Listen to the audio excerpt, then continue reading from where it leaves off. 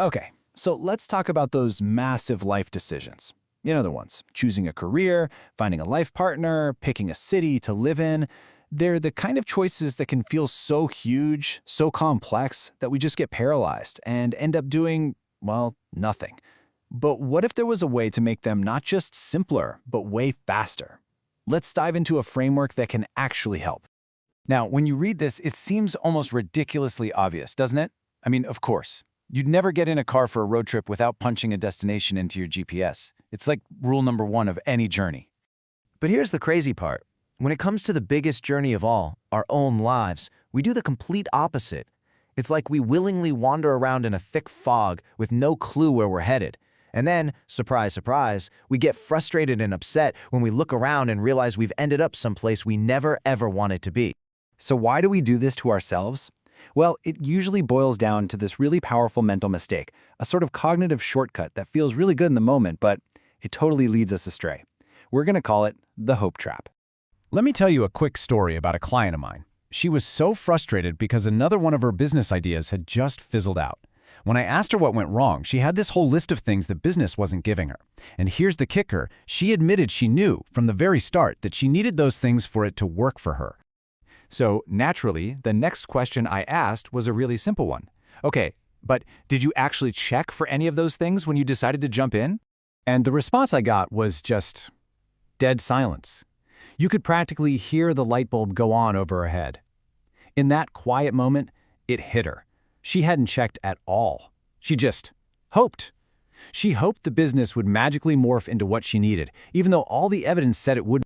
And that, my friends, is a perfect picture of the hope trap.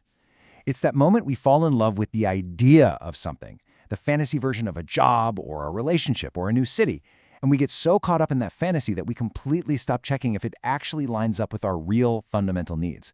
We basically trade inspection for hope. So, if the hope trap is the problem, what's the solution? Well, the only way to escape it is to build a rock-solid foundation of self-knowledge. Think about it. You can't check if something aligns with your needs if you don't even know what those needs are. This is all about the art of truly knowing yourself. So let's start with the most basic question. And I want you to be brutally honest here. What genuinely makes you happy? Not the stuff you think you're supposed to like. Not what looks good on Instagram. What are the actual, specific ingredients of a day where you feel energized and truly alive? All right, now for the flip side of that coin, which is just as important, you have to define your boundaries. What are your absolute deal breakers? You know, the things that just suck the life out of you no matter how great the paycheck or the prestige is. Knowing what to run away from is a key part of being strategic with your own happiness. This next one goes even deeper. This gets to the very core of who you are. What are the principles that, if you betray them, you feel like you're betraying a piece of yourself? You know that quiet, nagging feeling that something is just off? It almost always comes from a life that isn't lined up with your core values.